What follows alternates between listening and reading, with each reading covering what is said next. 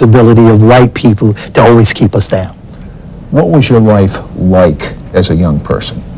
It was the typical ghetto kind of life, the hustling, the playing basketball, the not really having a vision or a purpose. You're just aimlessly going through a survival mode as a young teenager. And so there was no vision there or no purpose in my life at a very early age. And if someone had said to you at that point, why do you hate the white people, your answer would have been?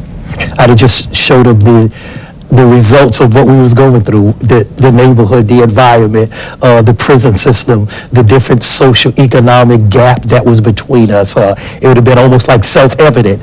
I don't even need to explain it. Look at this, look at how we're treated, look at the two justices in this country versus whites have one kind of justice and blacks have another kind of justice. So it's been very easy to answer that, even though maybe that had been not true, but it's been very easy to point some indicators. But yet you got turned off a little bit about the Nation of Islam. What bothered you? I don't know, that was an inner thing. It was some things were not connecting. As you begin to talk, as in like God not having a son. I didn't come up in a Christian home, but these things just started bothering me, just pondering. Did you ever read the Bible, go to church? Oh, I read the Bible, but it was always in comparison with the Quran. I didn't go to church. I didn't go from the church. The first time you read the Bible is when you were part of the Nation of Israel. I was part of the Nation of Islam, yes. I was reading the Bible, yes, yeah.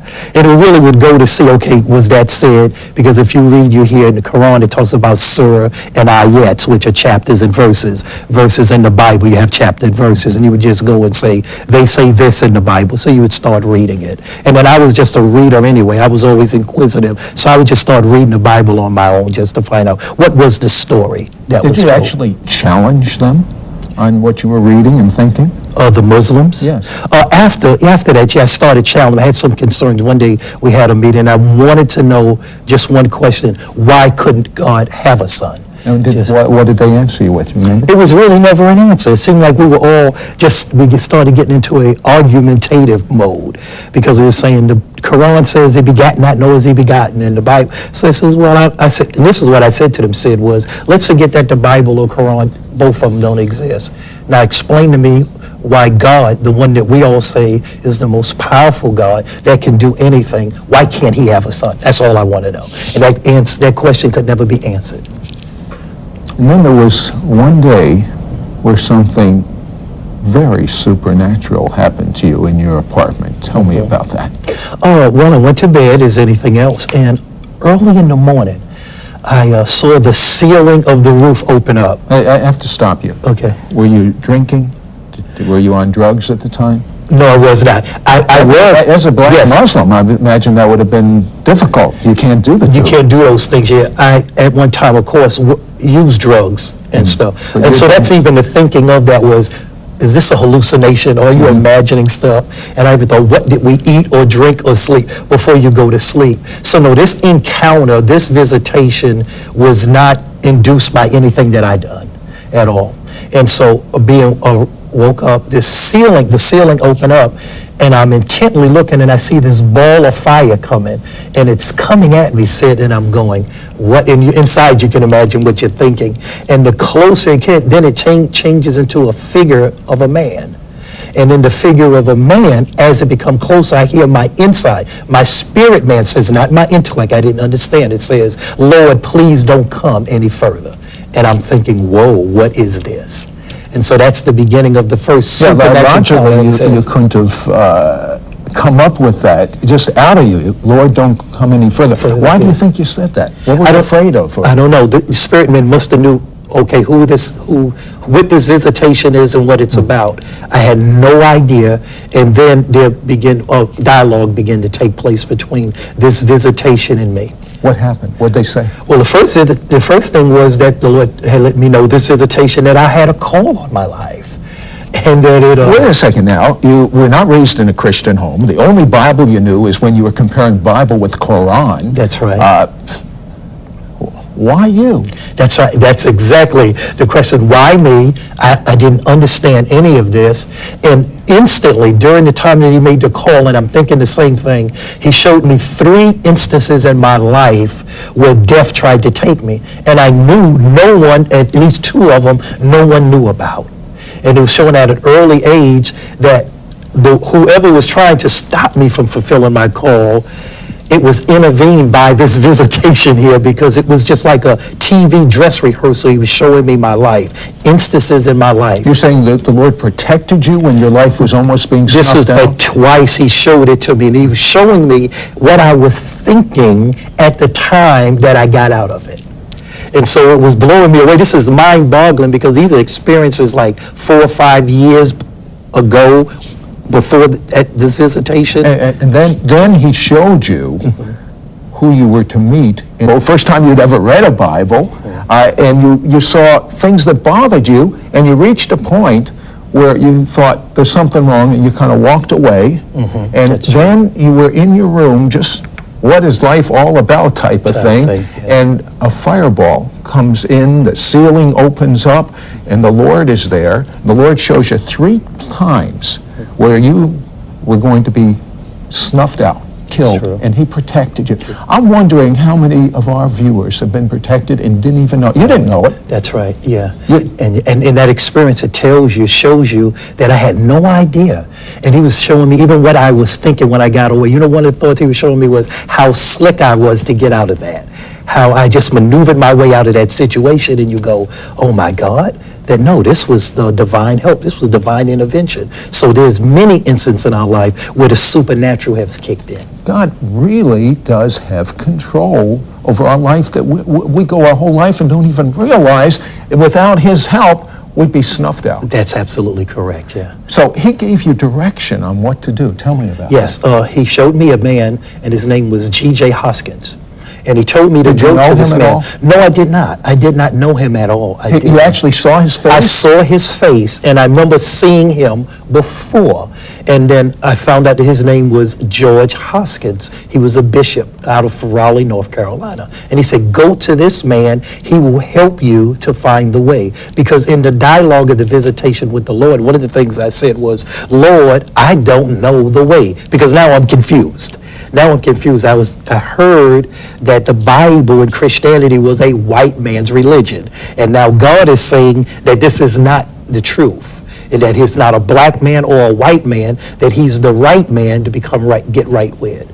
So with that, he led me to Bishop Hoskins. I watched this guy for 2 weeks. Wait a second. When he led you there, did you just go to his church? Did you knock on his door and say, God sent me? No, I did not. What happened was he would every other day, he would come out, and where we play basketball at, he would be just walking around, not with a Bible or anything, and I would watch him for days.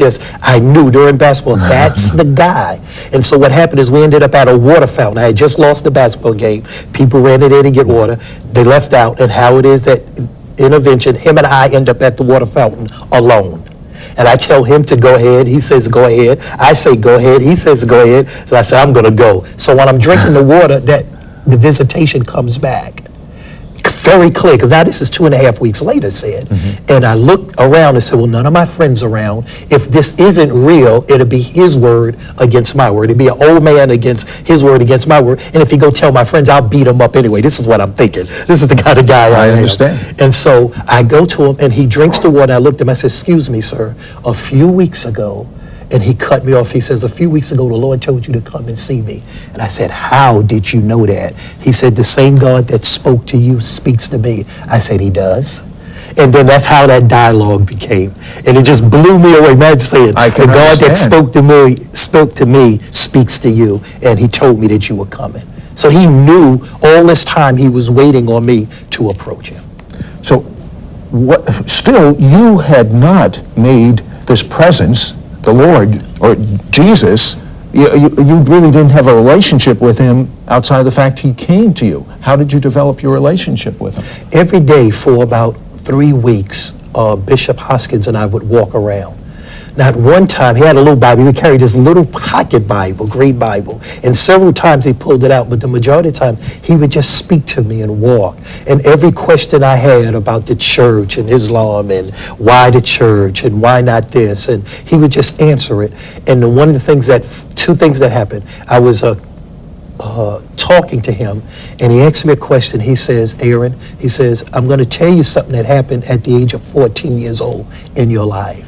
And I looked at him. How did he know? That's what I'm saying. He did not know because we didn't meet until several weeks later. And so he said, the Lord showed me something that happened in your life. There's going to be another validation as that the Lord knows you personally. And he told me a secret that no one knew. I didn't share it with my mother. I didn't share it with no one. And I just looked at him and my mouth opened up. And then I knew then that this God is God. This is the God of the Bible, that he really knew all things about me.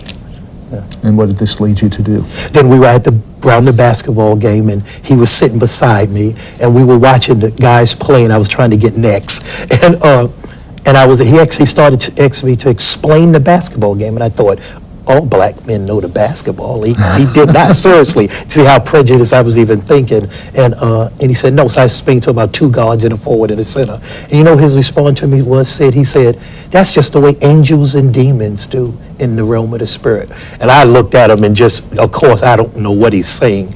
But after that, about 5 minutes later, he asked me that I wanted to see Jesus as Lord and Savior. And I just looked at him and said, I think I do. And I received Jesus as Lord and Savior on a bench watching a basketball game. Did you instantly have a love for the white man when that happened?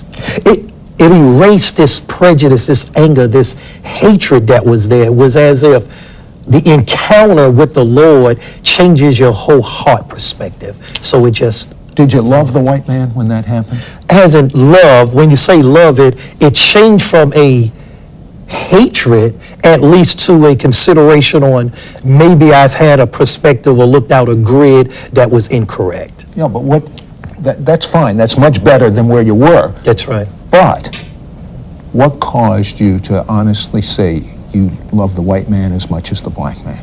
Okay, this is what Can you happened. say that? I can say that. Oh, You can. absolutely. I can say that. And I think one experience changed that. I was doing my first sermonette about 6 months after this encounter with the Lord, and it was out of Luke 4. And I had wanted a watch, a certain kind of watch. And of course, I didn't have the money. I come from out of where my mother was the only parent in the house. And so I had prayed to the Lord in secret that I wanted a watch. Well, prior to me giving my sermonette, Sid, who comes up in this little circle? It's like in a community center, I'm giving my trial sermon. Bishop Hoskins stopped and said, before you speak, son, we have a present for you for your birthday. So a couple of people got up and said some good things, and I just smiled. And then this one white guy, his name was Michael, he got up. And he walked up to me and handed me this box, or was reaching a box out toward me. And I had so much dislike for white people that I couldn't reach out and take the box right away.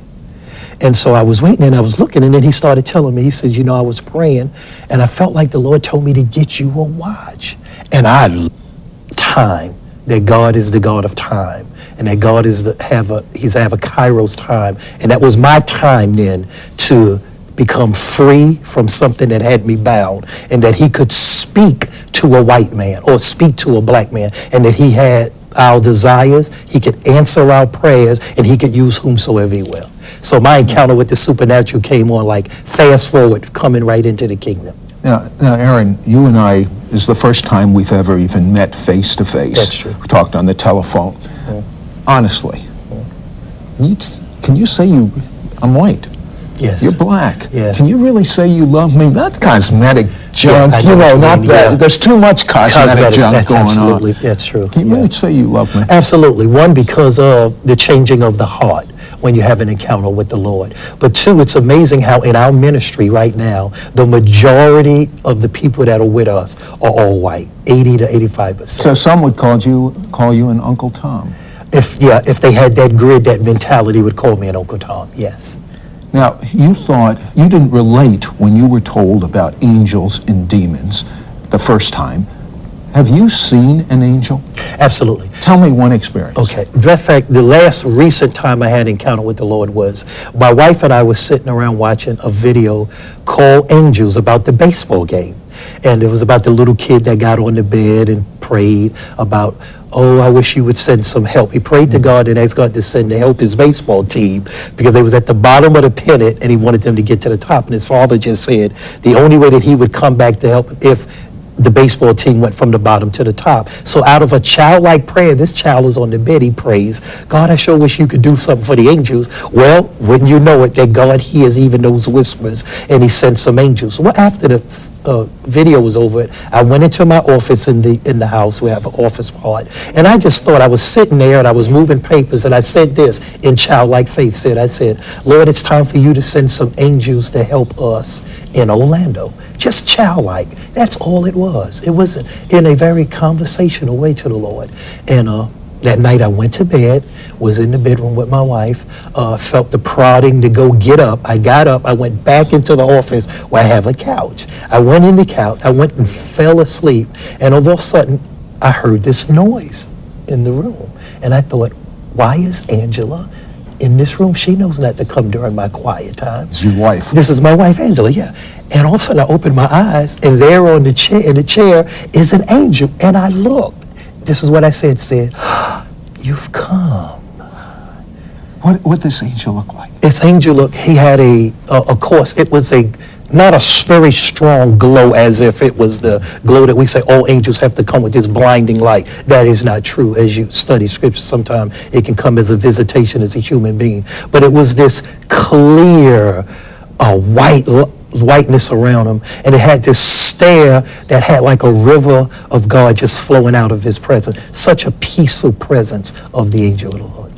Now, God sent this angel to you because you asked, but does this angel say anything to you, or?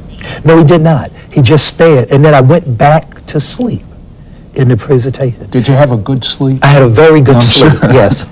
I get up, I go back into the bedroom. I don't say anything to my wife because she's asleep. She gets up an hour later, she uses the restroom, and then she walks in the room, she says, Aaron, I says, yeah, because you know how wives like to talk. And then I'm thinking, oh, this is another conversation she wants to have 3 o'clock in the morning. She says, did an angel visit you? And this wakes me up. Whoa, how did you know? She said, I heard him leave. I heard the door shut. And this is our kitchen door. She said, I heard the door close, and I thought, who would be here 3 o'clock in the morning talking to Aaron? And she said, when she said that, then she got the witness in her spirit. The Lord said, that was the angel that came and visited your husband. So it confirmed my visitation, and also she didn't see it, but the Lord spoke to her or had a witness that an angel had came and visited her husband. Aaron, there's a big problem in the